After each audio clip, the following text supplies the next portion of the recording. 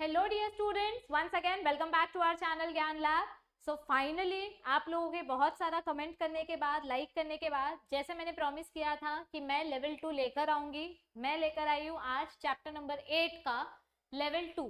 ये जो MCQ series है ये हमने स्पेशली महाराष्ट्र बोर्ड के जो एमएसटी सीईटी 2025 और एमएच बीएससी नर्सिंग सीईटी 2025 के जो एस्पिरेंट्स है उनके लिए स्टार्ट की है। अब तक हमने 12th स्टैंडर्ड का हाफ सिलेबस आपका कंप्लीट कर दिया है विद एमसीक्यूज, और ये जो सीरीज हम लेकर आ रहे हैं इसमें कम से कम लेवल 1 और लेवल 2 मिलाकर 40 से 50 एमसीक्यूज हम आपको सॉल्व कराते हैं। आज के सेशन में हम अप्रोक्सीमेटली 24-25 एमसीक्यू सॉल्व करेंगे। वीडियो देखने से पहले अपने सामने एक नोटबुक रेडी रखो। जैसे ही क्वेश्चन डिस्प्ले होगा आपको पहले वीडियो को पॉज करना है, आंसर अपनी नोटबुक में लिखना है, उसके बाद आगे का सोल्यूशन देखना है। और पिछले वीडियो में बहुत कम बच्चों ने कमेंट किया है। जो जो क्वेश्चंस मैंने पूछे थे, जो जो आंसर आपको कमेंट करने पूछे बोले थे मैंने, बहुत सारे बच्चों ने वो कमेंट नहीं किए हैं। तो आज जो मैं कमेंट करने बोलूंगी सबको कंपलसरी वो सारे क्वेश्चन के आंसर्स कमेंट करने हैं, ठीक है। चलो स्टार्ट करते हैं हम अपने आज के सेशन के साथ। ये रहा अपना पहला MCQ. What would be the cardiac output of a person having 72 heartbeats पर minute and a stroke volume of 50 ml। अब यहाँ बहुत सिंपल क्वेश्चन पूछा है। जैसे ही आपको ये वर्ड दिखाई दिया कार्डियक आउटपुट, सबसे पहले तो फॉर्मूला लिख लेने का। कार्डियक आउटपुट का फॉर्मूला क्या है? Stroke volume into heart rate. Heart rate मतलब क्या होता है? Number of beats per minute. अभी ये जो इंसान है ये कितने बीट्स लेता है एक मिनट में? 72 हार्ट बीट। तो यहाँ पे इसका हार्ट रेट आएगा 72। और एक बार जब इसका हार्ट बीट होता है तो कितना ब्लड इसके बाहर हार्ट से बाहर पंप होता है? 50 ml ब्लड। तो इसका स्ट्रोक वॉल्यूम कितना आएगा? 50 ml। सो 50 इंटू 72 कितना ml आंसर आएगा? यहाँ पे सिंपल मल्टीप्लीकेशन है, सब लोग मल्टीप्लीकेशन करके आंसर नीचे कमेंट करो। मैंने आपको सोल्यूशन दे दिया है, आपको सिर्फ ये मल्टीप्लाई करना है और नीचे कमेंट करना है। जल्दी जल्दी सब लोग इसका आंसर कमेंट करो। हम बढ़ते हैं नेक्स्ट एमसीक्यू की तरफ।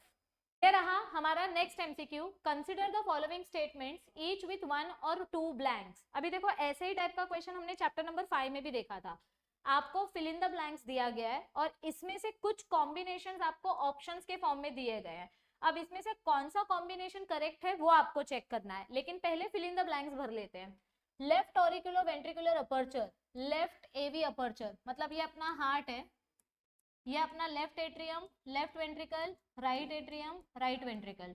तो लेफ्ट ऑरिकुलो वेंट्रिकुलर मतलब यहाँ पे जो अपर्चर है it is guarded by dash valve. तो लेफ्ट साइड में जो वॉल्व होता है, दो वॉल्व होता है यहाँ पे, तो it is guarded bye bicuspid valve. Bicuspid के लिए दूसरा नाम क्या है? Mitral valve.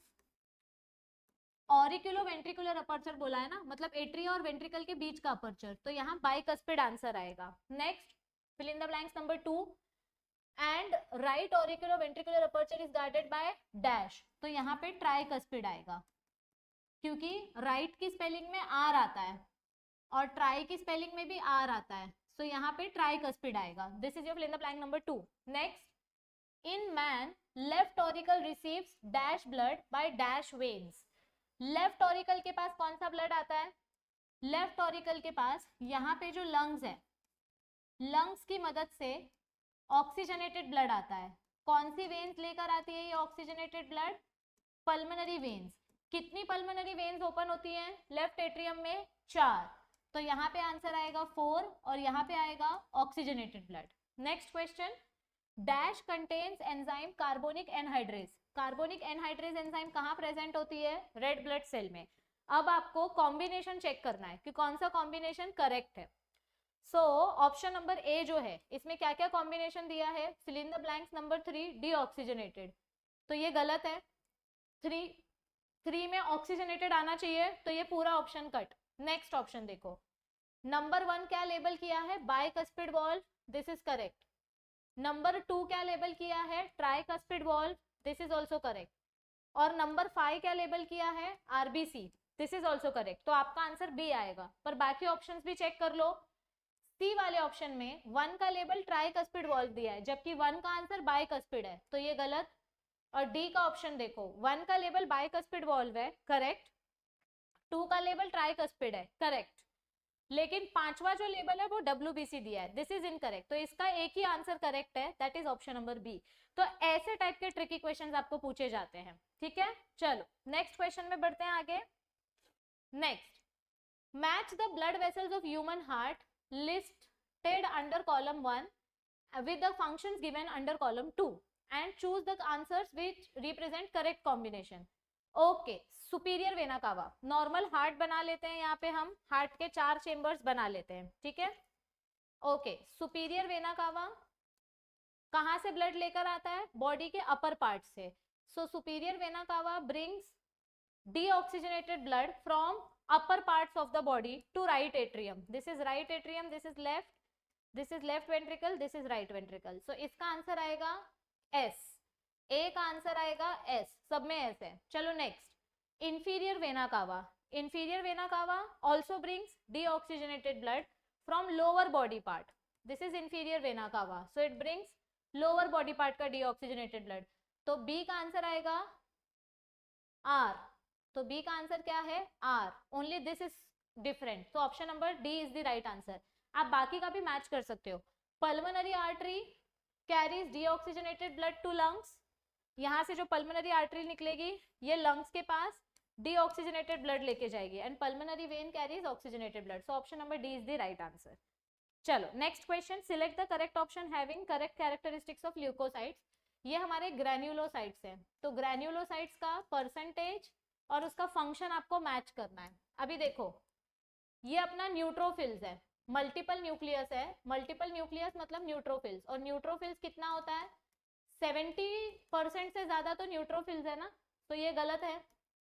This is S shaped, ये अपना बेसोफिल है, it secrets histamine and serotonin, और इसका परसेंटेज भी 1% होता है, सो ये वाला ऑप्शन करेक्ट है, ये एलर्जिक कंडीशन में सेक्रेट होता है। This is eosinophils, eosinophils 30 to 40% नहीं प्रेजेंट होता है, इट इज अप्रोक्सीमेटली 5 to 10%, बहुत ज्यादा नहीं होता है ये, थोड़ा सा, सॉरी 2 to 5% या 8 to 10% के आसपास ही इसका रेंज होता है, मुझे इतना याद है। और ये डिफेंस देता है, ये राइट है बट ये रॉन्ग है। और ये अपना मोनोसाइट्स, ये एलर्जिक कंडीशन नहीं करता, ये मैक्रोफाज करता है। So this is also incorrect, only option number B is correct. हाँ ये देखो, मैं इधर 5% जो लिख रही थी, इट इज एक्चुअली 3%। इओसिनोफिल 3% होता है, बेसोफिल 0.5 to 0.1% होता है, and it secretes heparin and histamine. Okay, this is our monocyte which is used as macrophage, phagocytosis करने में ये हेल्प करता है, सो आंसर आएगा option number B. Next, read the statements regarding the cardiac system and choose the right caption.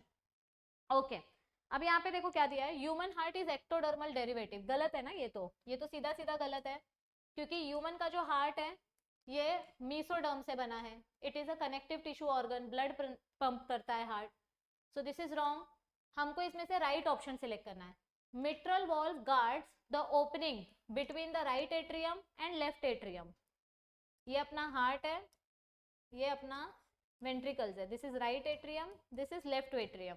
तो right atrium और left atrium के बीच में कोई वॉल्व नहीं प्रेजेंट होता है, there is no valve between right atrium and left atrium, so this is गलत। SA node is located on the left upper corner of right atrium. SA node कहाँ present होता है?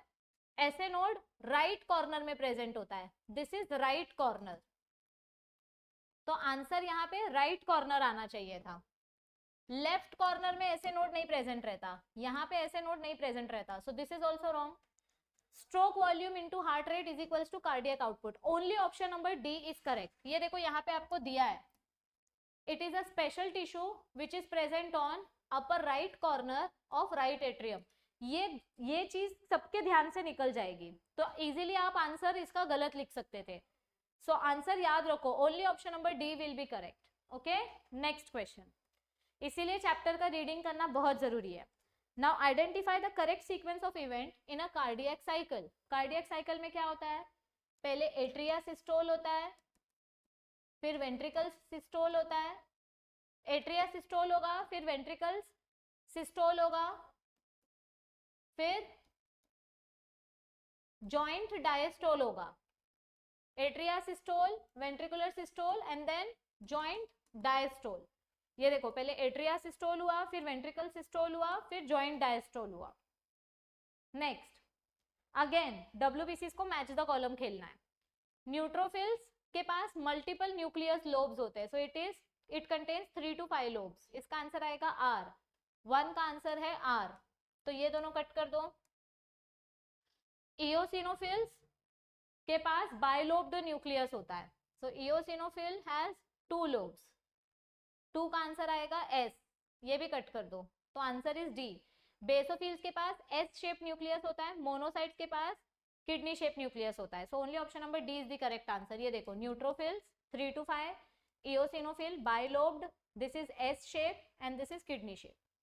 नेक्स्ट आप ये वाला याद रखो, एक ये वाला याद रखो और एक ये वाला याद रखो, आपको बाकी अपने आप याद रहेगा। Read the statements and select the correct option. Okay, pulmonary circulation consists of flow of deoxygenated blood from right ventricle to the lungs। देखो इधर ड्रॉ करते हैं, ये राइट वेंट्रिकल है, ये लेफ्ट वेंट्रिकल है, ये लेफ्ट एट्रियम है, ये राइट एट्रियम है। तो from right ventricle to the lungs, यहां से जो ब्लड निकलेगा वो लंग्स के पास जाएगा, and flow of oxygenated blood from lungs to left atrium, यहां से ऑक्सीजनेटेड ब्लड आ रहा है, यहां से डीऑक्सीजनेटेड ब्लड आ रहा है, तो फर्स्ट स्टेटमेंट इज करेक्ट, क्योंकि पल्मोनरी सर्कुलेशन में क्या हो रहा है, डीऑक्सीजनेटेड ब्लड, इस सर्कुलेशन को बोलते हैं pulmonary circulation. Next systemic circulation contains flow of oxygenated blood from left ventricle to all parts of the body. अब यहां से ऑक्सीजनेटेड ब्लड लेफ्ट वेंट्रिकल में आया और यहां से ब्लड बॉडी में गया, ऑक्सीजनेटेड ब्लड, और यहां से जो डीऑक्सीजनेटेड ब्लड है वो राइट एट्रियम में आएगा। So deoxygenated blood from different parts to right atrium, so this is also correct, so both the statements are correct. इसको बोलेंगे systemic circulation. Both statement 1 and statement 2 are correct. ये देखो systemic circulation में क्या हो रहा है, पल्मोनरी सर्कुलेशन में क्या हो रहा है, तो ये भी बहुत इंपॉर्टेंट डायग्राम है, ऐसे थियोरी क्वेश्चंस इसमें से आ सकते हैं। Next question, leukopenia is the condition where. अभी ये अलग अलग टाइप के जो ब्लड सेल्स है, जब ब्लड सेल्स अचानक से बढ़ जाते हैं तो उसको हम साइटोसिस वर्ड बोलते हैं, और जब अचानक से ब्लड सेल्स कम हो जाते हैं, whenever there is decrease in the number of blood cells, तो इसको हम कैसे डिनोट करते हैं, पीनिया वर्ड से। कैसे डिनोट करते हैं, पीनिया वर्ड से। और ल्यूकोपीनिया मतलब क्या होता है, decrease in WBC cells decrease हो जाना। तो कितना डिक्रीज हो जाता है, इंक्रीज वर्ड तो आएगा नहीं, total number of lymphocyte decreases from 2 to 0.5%, no. Leukocyte increase तो नहीं होता है, so only option number A is the right answer. मैंने आपको सेशन नंबर 1 में भी बोला था, जब मैंने इसका लेवल 1 लिया था तभी भी आपको बोला था ये वाला टेबल सब लोग लर्न करके रखो। ये देखो यहाँ पे दिया है, ल्यूकोपीनिया मतलब 4000 से कम हो जाना सेल्स का count. Which of the following instrument is used to measure blood pressure. Now this is very simple question, ये छोटे छोटे बच्चे को भी आएगा। कौन से इंस्ट्रूमेंट से हम ब्लड प्रेशर मेजर करते हैं, थर्मोमीटर से हम टेम्परेचर मेजर करते हैं, बेरोमीटर से हम वाटर का प्रेशर मेजर करते हैं रूट्स में, स्टेथोस्कोप से हम हार्ट बीट मेजर करते हैं, तो बचा क्या, स्पिग्मोमैनोमीटर, इससे हम ब्लड वेसल्स का ब्लड प्रेशर मेंटेन करते हैं। यस अभी बहुत सारे बच्चे कमेंट करके पूछते हैं कि मैम ऐप पे क्या क्या फ्री मटेरियल अवेलेबल है। तो ऐप पे आपको बहुत सारा फ्री मटेरियल अवेलेबल है, जिसमें से सबसे इंपॉर्टेंट हाईलाइट है ये फ्री मॉक टेस्ट। यहाँ पे हमने आपको 200 MCQs फ्री में दिया है, इतना तो कोई नहीं देता है, ये हमने 200 MCQs आपको फ्री में दिया है। अब आप लोग वीडियो पूरा देखते नहीं हो और डायरेक्ट ऐप डाउनलोड करके मैसेज करते हो कि फ्री मटेरियल कहाँ है। आप जब ऐप डाउनलोड करोगे तो ऐप में लॉगिन करने के बाद यहाँ पे आपको 3 लाइन्स दिखाई देगी, ये 3 लाइन्स पे क्लिक करोगे तो फ्री मटेरियल सेक्शन आएगा। फ्री मटेरियल सेक्शन पे क्लिक करो, सबसे पहले तो अपने फोन का थोड़ा सा स्पेस खाली करो तो फ्री मटेरियल सेक्शन ओपन होगा।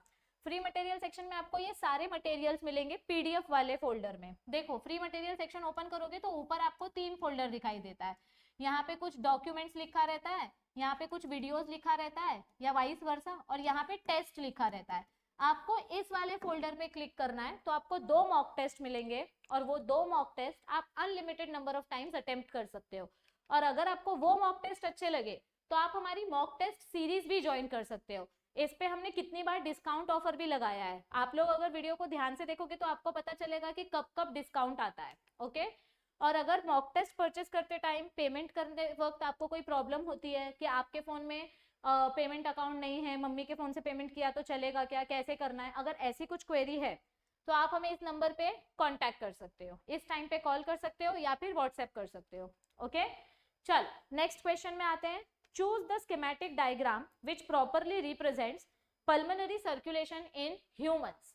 तो अभी ये जो पिंक वाला टेबल था, पिंक वाले टेबल में से हमने देखा है, मतलब ये वाला जो टेबल था ना, ये टेबल में से आपको बताना है कि कैसे सर्कुलेशन होगा, कौन से एट्रियम से कौन सा ब्लड निकलता है। तो देखो इधर पे, okay, so this is left atrium, left ventricle, right atrium, right ventricle. Left auricle से ऑक्सीजनेटेड ब्लड निकलेगा, बराबर यहाँ से ऑक्सीजनेटेड ब्लड आएगा और लंग्स के पास जाएगा, गलत। लेफ्ट एट्रियम का जो ऑक्सीजनेटेड ब्लड है वो लेफ्ट वेंट्रिकल के पास जाता है। लेफ्ट एट्रियम से डीऑक्सीजनेटेड ब्लड नहीं निकलता है, राइट वेंट्रिकल से डीऑक्सीजनेटेड ब्लड निकलता है और लंग्स के पास जाता है। सो लंग्स के पास जाएगा, करेक्ट। और फिर लंग्स में से ऑक्सीजनेटेड ब्लड निकलेगा और लेफ्ट एट्रियम के पास जाएगा, करेक्ट। तो ये पूरा ऑप्शन करेक्ट है। नेक्स्ट, राइट वेंट्रिकल से ऑक्सीजनेटेड ब्लड नहीं निकलेगा, राइट वेंट्रिकल से हमेशा डीऑक्सीजनेटेड ब्लड निकलेगा। So option number C is the correct answer. ये देखो ये वाला पाथवे है। Okay, next, the process of formation of RBC is also called as. RBC formation को हम क्या बोलते हैं? फॉर्मेशन वर्ड के लिए बायोलॉजिकल टर्म जो यूज किया जाता है वो है पोएसिस वर्ड। तो आरबीसी फॉर्मेशन के प्रोसेस को हम क्या बोलेंगे? The process of formation of RBC can be called as haemopoiesis और एरिथ्रोपोइसिस।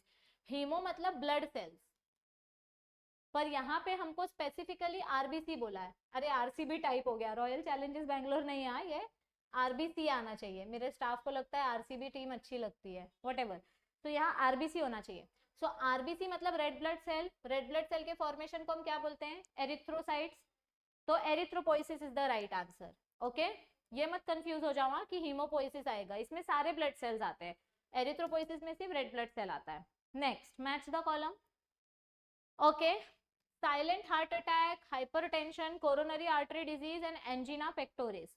हाइपरटेंशन मतलब इंक्रीज्ड ब्लड प्रेशर, तो बी का आंसर क्या आएगा? 1। ओके, ये काट दो, इसमें 2 है। और कोरोनरी आर्टरी डिजीज यानी फैट डिपोजिशन की वजह से जो बीमारी होती है, अथेरोस्क्लेरोसिस। सो सी का आंसर आएगा 3, तो ये भी काट दो। अब इन दोनों में से कौन सा राइट है? Silent heart attack and angina pectoris. Silent heart attack मतलब मायोकार्डियल इंफार्क्शन और एंजीना पेक्टोरिस मतलब चेस्ट पेन। तो इस क्वेश्चन का आंसर क्या आएगा बताओ? नीचे कमेंट करो सब लोग, इसका मैंने मैच करके दे दिया। अब इसमें से कौन सा आंसर राइट है सब लोग नीचे कमेंट करो। इतना स्पून फीडिंग करके दिया है, तुम एक कमेंट तो कर ही सकते हो। Next question, X carry blood from heart to various body parts while Y carry blood from organs towards the heart. So which blood vessel carry blood from heart to various body parts? Heart से लेके body को blood दिया, कौन लेके जाता है heart का blood body के पास? आर्टरीज। तो ये गलत है, ये पूरा काट दो। और फिर from the organs towards the heart, कौन लेकर आता है? मतलब ऑर्गन के पास डीऑक्सीजनेटेड ब्लड है तो वो हार्ट के पास कौन लेकर आएगा? Veins. And then blood flows under dash in X. Arteries में ब्लड कैसे फ्लो होता है? हाई प्रेशर में, क्योंकि आर्टरीज का मिडल लेयर मोटा होता है, तो आर्टरीज में ब्लड को हाई प्रेशर से फ्लो होना पड़ता है। So option number C is the correct answer. Blood always flows with high pressure in arteries. Okay, next question. फिर से डब्ल्यूबीसी के ऊपर क्वेश्चन आया, और ऐसे क्वेश्चंस आपको आ सकते हैं एग्जाम में। अब आपको यहाँ पे आइडेंटिफाई करना है, ये अपना न्यूट्रोफिल है, ये अपना मोनोसाइट है kidney shape, this is lymphocyte large nucleus, and this is eosinophil. तो आंसर क्या आएगा बताओ? जल्दी से चैट बॉक्स में आंसर टाइप करो फटाक से। चलो next question, in a standard ECG which one of the following alphabet is correct representation of respective activity of human heart? तो ECG में हमको 3 अलग अलग पीक दिखाई देते हैं, तो इसमें से कौन सा लेटर करेक्ट रिप्रेजेंटेशन है? पहले इधर पे ये होता है, फिर ऐसा आता है और फिर ऐसा होता है। So this is P, this is Q, R, S and this is T. This is your atrial contraction, मतलब atrial depolarization. This is ventricular depolarization and this is ventricular relaxation, यानी कि repolarization. So S represents depolarization of atria, गलत. T represents depolarization of ventricle, गलत. P represents depolarization of atria, this is correct. R represents repolarization of ventricles, यहाँ पे relax थोड़ी हो रहा है ventricles contract हो रहा है. Only P is correct. ये देखो atrial depolarization, यहाँ पे ventricles का depolarization और यहाँ पे ventricles का repolarization. Contraction मतलब depolarization, relaxation मतलब repolarization. Next question, the correct route through which pulse making impulse travels in the heart. तो हार्ट में जब फर्स्ट बीट आता है तो वो बीट कैसे प्रोड्यूस होता है? हार्ट के पास ऐसे नोड में यहाँ पे पहले इम्पल्स जनरेट होता है, फिर ये जाता है एवी नोड के पास, फिर एवी नोड से ये मैसेज जाता है बंडल ऑफ हिस के पास और फिर बंडल ऑफ हिस से ये मैसेज जाता है पर्किंजी फाइबर्स के साथ. So SA node, AV node, bundle of His, Purkinje fibres and then heart muscles. ये देखो SA node, AV node, bundle of his, Purkinje fibers and then heart muscle. Next question, which of the following statement is true for lymph? अरे answer पहले ही दिख गया. अच्छा answer को animate ही नहीं किया था, ठीक है कोई बात नहीं, चलो इसका आंसर पहले ही दिख गया. लिम्फ का डेफिनेशन क्या है? ब्लड में से आरबीसी निकाल दो, प्रोटीन्स निकाल दो तो हमको हमारा लिम्फ मिल जाएगा. Okay next question. अभी यहाँ पे वापस match the column type question दिया है और ये रेस्पिरेटरी वॉल्यूम वाला जो टेबल था ना उसमें से है और ऐसे क्वेश्चंस में बहुत टाइम वेस्ट होता है. तो चलो वैल्यूज मैच करते हैं. रेसिडुअल वॉल्यूम मतलब मैक्सिमम इंस्पिरेशन करने के बाद मैक्सिमम एक्सपिरेशन करने के बाद जितना गैस हमारे लंग्स में बच जाता है, तो रेसिडुअल वॉल्यूम का वैल्यू क्या आएगा? It will be 1100 to 1200. तो ए का आंसर आएगा आर. इंस्पिरेटरी मतलब मैक्सिमम इंस्पिरेशन, तो इसका वैल्यू आएगा S. Vital capacity maximum volume, so P. And expiratory reserve volume मतलब आप कितना एक्सपिरेशन कर सकते हो, सो इसका आंसर आएगा Q. सो इस क्वेश्चन का आंसर क्या है? Option number D. ये देखो सारे वैल्यूज आपको यहाँ दिए हैं, expiratory reserve volume, inspiratory reserve volume, residual volume and vital capacity. Okay next question, select the correct events that occur during inspiration. जब आप सांस लेते हो तो क्या क्या होता है? Contraction of external intercostal muscles, pulmonary volume decreases, blah blah. Okay देखो जब हम सांस लेते हैं तो हमारा डायफ्राम नीचे चला जाता है, कॉन्ट्रैक्ट हो जाता है, करेक्ट. एक्सटर्नल मसल्स कॉन्ट्रैक्ट हो जाते हैं क्योंकि जब आप सांस लेते हो लंग्स बड़ा होता है. जब लंग्स बड़े होते हैं तो एक्सटर्नल मसल्स कॉन्ट्रैक्ट हो जाते हैं और लंग्स के अंदर वॉल्यूम इंक्रीज हो जाती है. So this is correct. Pulmonary volume increase होगा, आप सांस ले रहे हो तो अंदर जगह बढ़ेगी ना कि कम होगी, so it increases. This is wrong. Intra pulmonary pressure increases, गलत. जब आप सांस लेते हो तो लंग्स के अंदर का जो प्रेशर है वो डिक्रीज होता है. सो यहाँ पे आंसर क्या आएगा? Only statement number 1 and 2 is correct. ये देखो इंस्पिरेशन के टाइम पे क्या क्या होगा? हमारा जो डायफ्राम है, diaphragm will contract, external muscles will contract, अंदर there is increase in thoracic volume and decrease in the pressure of thorax. okay so ये सारे changes होते हैं. okay next, X are thin walled lobulated structures like a bunch of grapes. what could be the structure of X? अब यहाँ पे grapes का कुछ तो structure जैसा आया है. हमारे lungs में grapes जैसा एक structure होता है, मतलब ऐसे यहाँ पे ग्रेप्स के बंडल जैसा एक स्ट्रक्चर रहता है. तो ये ग्रेप्स के बंडल जैसे स्ट्रक्चर को हम क्या बोलते हैं? What are these structures called as? These structures are called as alveoli, क्योंकि किडनी, लिवर और ब्रेन में ग्रेप्स जैसा कुछ भी प्रेजेंट नहीं होता है. ओके नेक्स्ट, ये देखो ये ग्रेप्स का बंडल दिखेगा. अंगूर का सीजन तो चालू ही है, तो you know how the grape bundle looks like.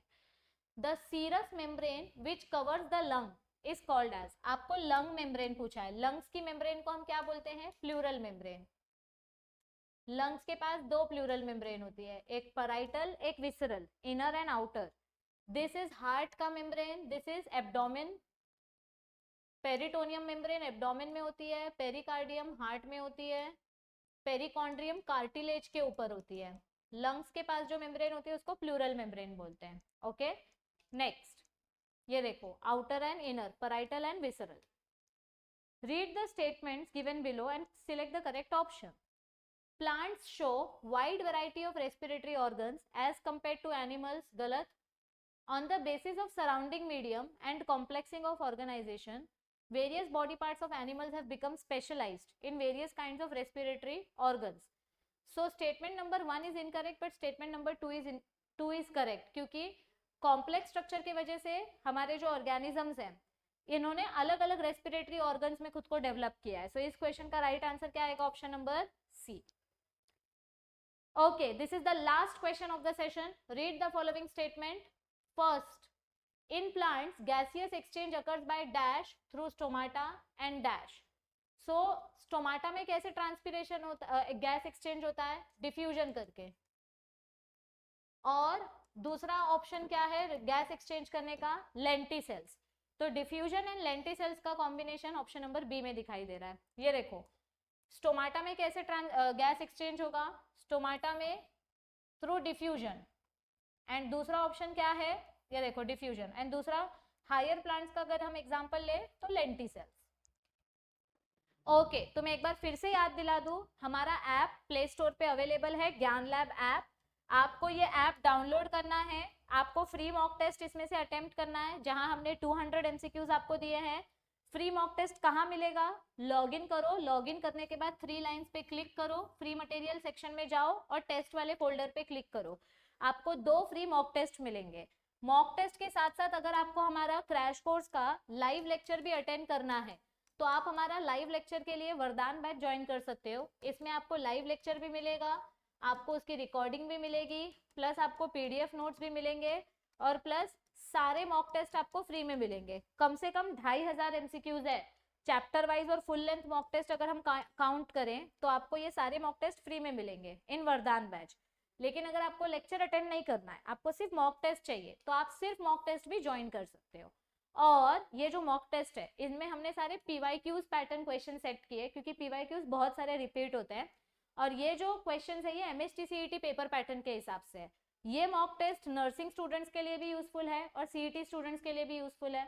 अगर मॉक टेस्ट खरीदते वक्त या वरदान बैच खरीदते वक्त आपको पेमेंट करने में कोई प्रॉब्लम होगी तो आप हमें इस नंबर पे कांटेक्ट कर सकते हैं। अगर किसी को फ्री में अपनी CET की प्रिपरेशन करनी है तो वरी नॉट, आपके लिए हमारे YouTube पे भी बहुत सारे MCQ सीरीज अवेलेबल है which is absolutely free of cost. और फिजिक्स के लिए भी अजय सर ने गाइडेंस सेशन स्टार्ट किया है कि how you can prepare for MST CET। आपको सिर्फ एक ही काम करना है, चैनल को सब्सक्राइब करना है, वीडियो को मैक्सिमम अपने फ्रेंड्स के साथ शेयर करना है, और अगर आप चाहते हो कि मैं नेक्स्ट चैप्टर यानी चैप्टर नंबर 9 का जल्दी से जल्दी MCQs लेकर आऊं तो जल्दी इस वीडियो को मैक्सिमम शेयर करो महाराष्ट्र के सारे स्टूडेंट्स के साथ, नर्सिंग और फार्मेसी स्टूडेंट्स के साथ। मैक्सिमम लाइक्स और मैक्सिमम कमेंट्स आने दो इस वीडियो में। मैंने आपको 2 से 3 क्वेश्चंस जो पूछे हैं उस क्वेश्चन के आंसर्स नीचे कमेंट करो। और अभी तक मैं देख रही हूँ कि आप लोग कम्युनिटी पोल्स को लाइक नहीं करते हो। कम्युनिटी पोल्स पे लाइक करो, कमेंट करो, आंसर सिलेक्ट करो। कम्युनिटी पोल्स पे जितने MCQ में डाल रहे हो, अगर आप रोज वो MCQ का प्रैक्टिस करोगे तो आपकी प्रिपरेशन और एक लेवल हाई हो जाएगी। So please follow community polls, please share this channel and subscribe to it, and ask your friends also to subscribe to it. क्योंकि जैसे ही MCQ सीरीज खत्म हो जाएंगे क्लास 12th के, मैं क्लास 11th के भी MCQ सीरीज लाने वाली हूँ। हम मेगा DPP सीरीज भी लाइव लेने वाले हैं, लेकिन आप लोग इंटरेस्ट दिखाओगे तो आपका इंटरेस्ट मुझे कैसे पता चलेगा? जितने ज्यादा लाइक्स और कमेंट्स होंगे वीडियोस के नीचे उतना मुझे पता चलेगा कि आपको मेरी हेल्प मिल रही है। अदरवाइज जैसा चल रहा है वैसे ही चलेगा और फिर मैं ज्यादा एफर्ट्स नहीं लूंगी। So it's up to you, ठीक है? All the best for your preparation. Make sure you share this video and like this video. Then only I will bring next level of chapter number 9. तब तक के लिए stay tuned. Bye bye. All the best.